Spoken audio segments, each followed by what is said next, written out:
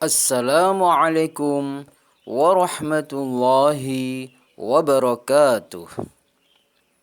Jumpa kembali bersama Pak Guru dalam pelajaran SKI Sejarah Kebudayaan Islam kelas 5 Madrasah Ibtidaiyah. Bagaimana kabar kalian murid-murid? Pasti baik-baik saja ya, dan Pak Guru berharap demikian. Sekarang kita belajar terkait dengan kemenangan umat Islam di kota Mekah, atau bahasa populernya adalah Fathul Makkah. Simak baik-baik ya murid-murid.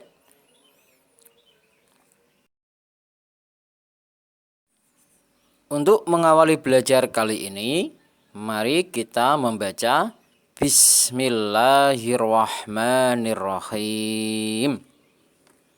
Baiklah murid-murid, Fathul Makkah artinya kemenangan di kota Mekah. Fathul Makkah terjadi pada tahun 8 Hijriah. Artinya setelah umat Islam hijrah keluar dari Mekah, 8 tahun kemudian terjadilah Fathul Makkah ini murid-murid. Sebelumnya telah terjadi beberapa peristiwa penting sebagai penyebab terjadinya kemenangan itu. Peristiwa penting apa saja itu? Nah, nanti murid-murid simak baik-baik. Nanti pokoknya sangat penting.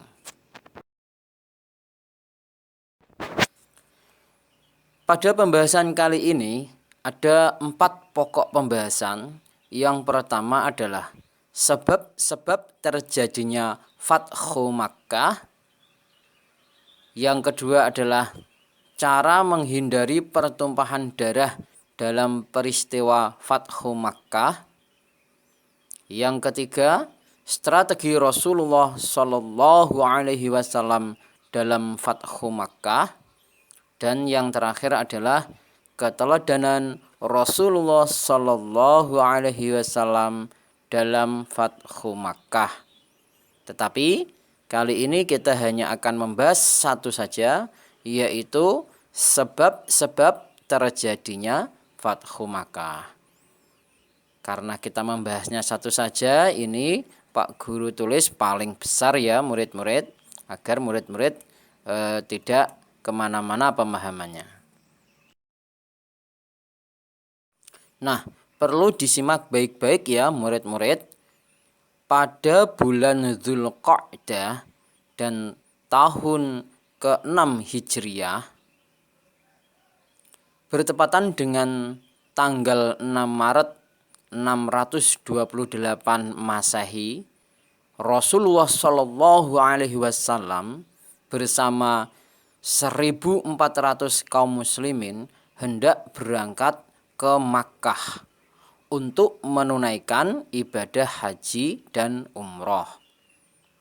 Agar tidak terjadi kesalahpahaman antara umat Islam dan kafir Quraisy, maka Rasulullah Shallallahu Alaihi Wasallam mengutus sahabat Utsman bin Affan agar menyampaikan maksud kedatangan beliau bersama kaum muslimin kepada kaum Quraisy. Namun apa yang terjadi murid-murid? Orang Quraisy tidak mempedulikannya. Mereka justru menahan Utsman bin Affan sebagai jaminan. Kaum muslimin mendengar berita bahwa Utsman bin Affan telah dibunuh murid-murid.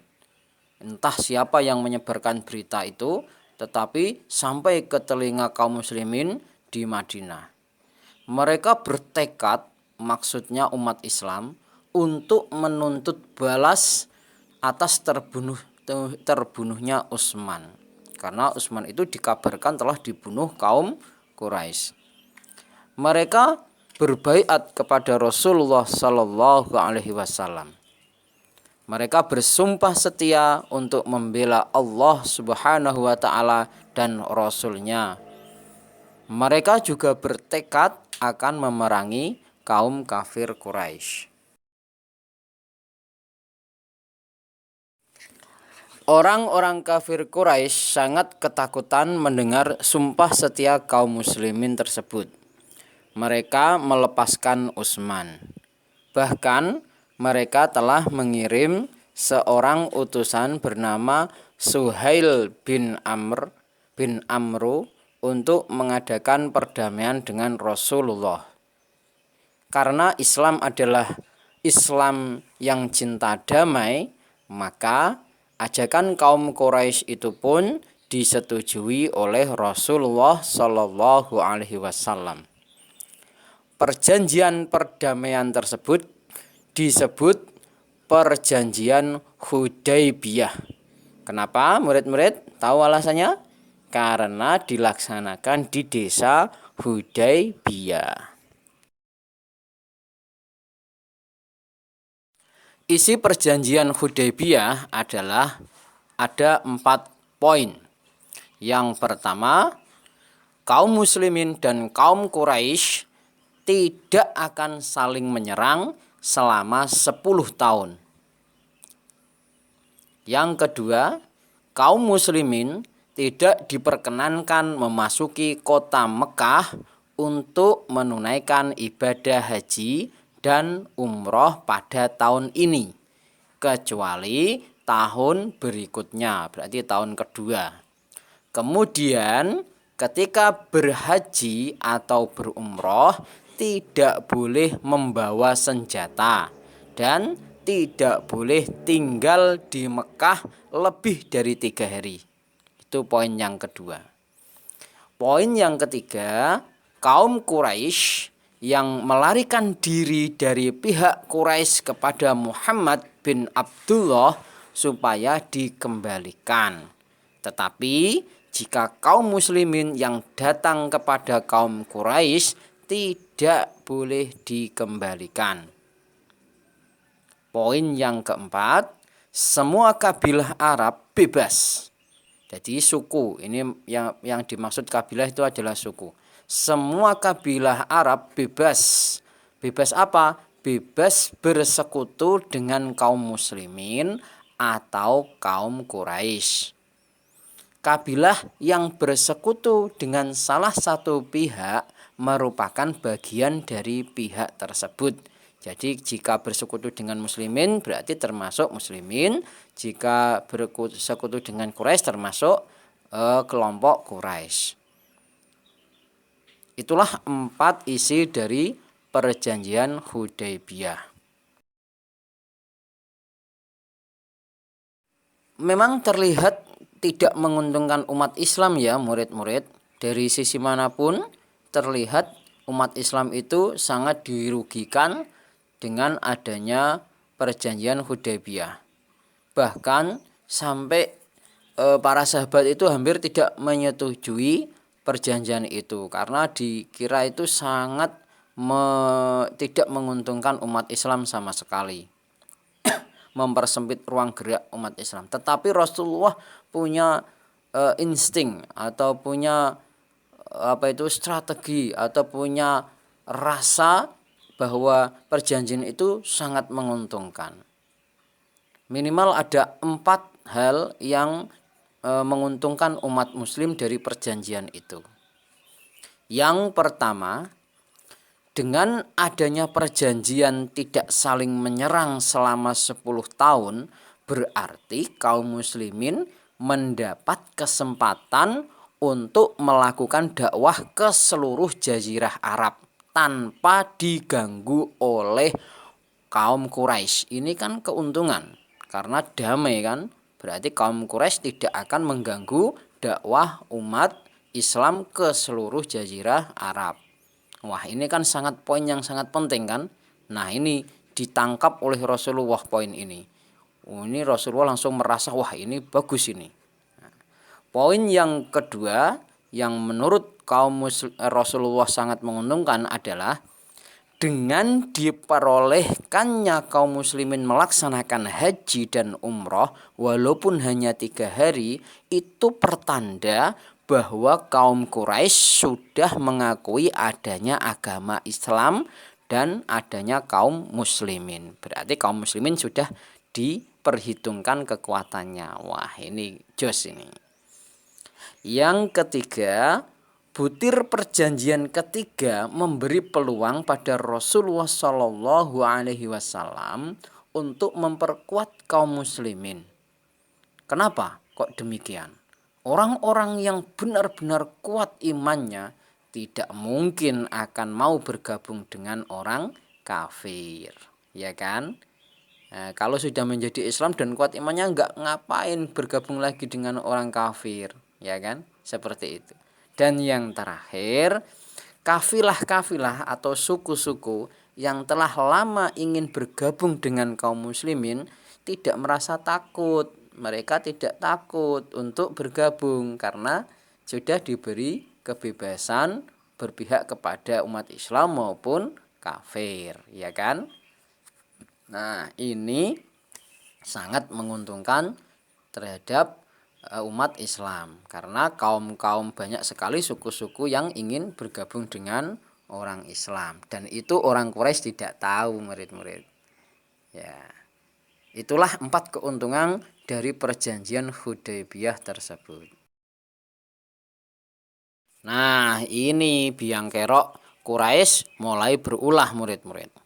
Baru tahun kedua setelah perjanjian itu, yaitu perjanjian Hudaybiyah maksud Pak Guru, kaum kafir Quraisy telah melanggar isi perjanjian yang telah mereka buat sendiri. Mereka membantu Bani Bakar menyerang Bani Khuz'ah.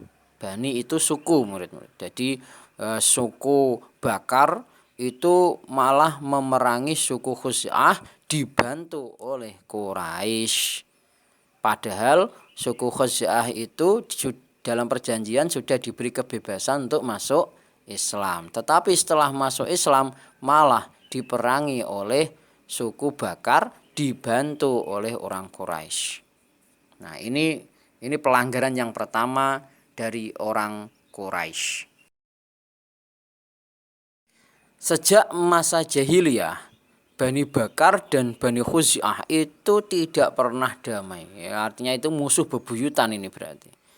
Dan mereka selalu bermusuhan. Setelah perjanjian Hudaybiyah ditandatangani, kemudian Bani Khuz'ah menyatakan bergabung dengan umat Islam. Ketika mendengar Bani Khuz'ah masuk Islam, Bani Bakar sangat marah.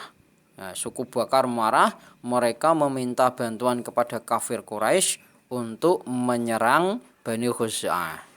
Mereka mengepung dan menyerang Bani Khuz'ah di Al-Watir. Penyerangan itu dilakukan pada malam hari, sehingga beberapa orang dari suku Khuz'ah tewas atau syahid. Amr bin Salim dari suku Al-Khuz'ah itu melaporkan peristiwa itu kepada Rasulullah Shallallahu Alaihi Wasallam.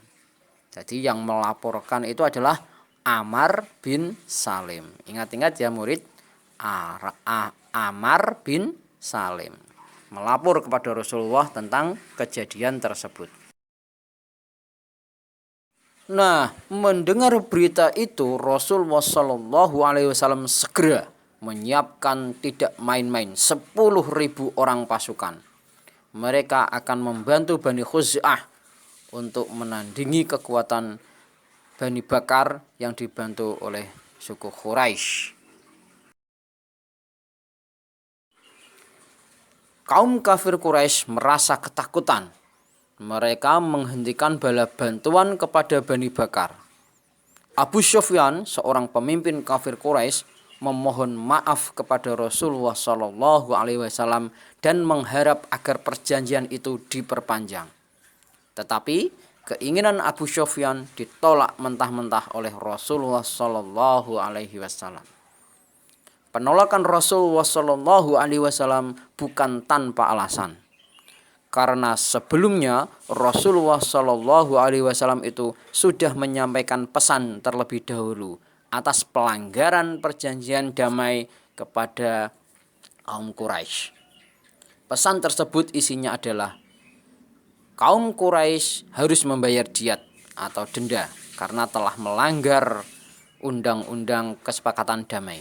Yang kedua, kaum Quraisy harus memutuskan hubungan persekutuan dengan Bani Bakar karena telah membantu Bani Bakar mengepung dan menyerang Bani Khuz'ah. Yang ketiga, kaum Quraisy menyatakan perjanjian Hudaybiyah tidak berlaku lagi. Ini berarti kaum muslimin akan mengamankan kota Mekah. Nah, itu ada diberi 3 pilihan. Bayar diat, memutuskan Bani Bakar, atau perjanjian selesai, bubar. Nah, seperti itu. 3 pilihan itu dilayangkan oleh Rasulullah SAW kepada Abu Sufyan sebagai pemimpin Quraisy saat itu. Muslimin artinya mereka Bani Quraisy atau suku Quraisy, kafir Quraisy maksud Pak Guru, itu malah memilih pilihan yang ketiga, yaitu perjanjian Hudaybiyah tidak berlaku lagi, selesai. Maksudnya seperti itu. Jadi mereka menyadari pilihan mereka keliru, murid-murid. Mereka kemudian ingin membatalkan pilihannya untuk membatalkan perjanjian Hudaybiyah. Tetapi ditolak oleh Rasulullah.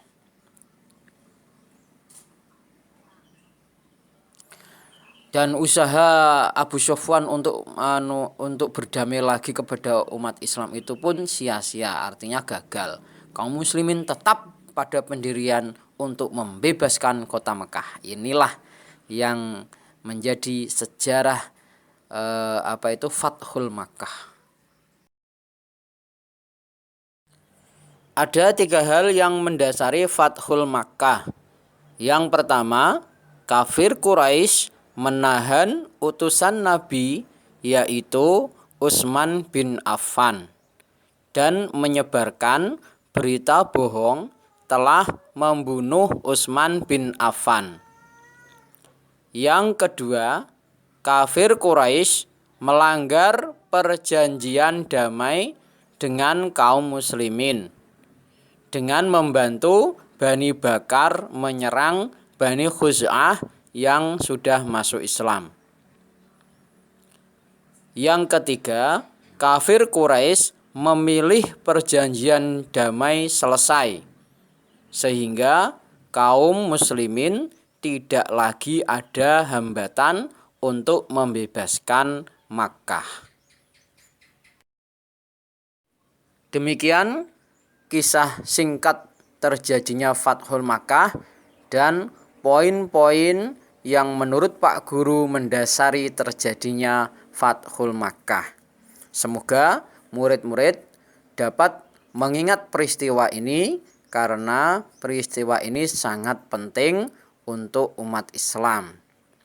Terima kasih, sampai bertemu di pertemuan berikutnya. Pak Guru mohon maaf jika ada kesalahan yang Pak Guru perbuat sengaja maupun tidak sengaja. Di pertemuan yang akan datang kita akan membahas terkait cara menghindari pertumpahan darah dalam peristiwa Fathul Makkah. Pak Guru akhiri, wassalamualaikum warahmatullahi wabarakatuh.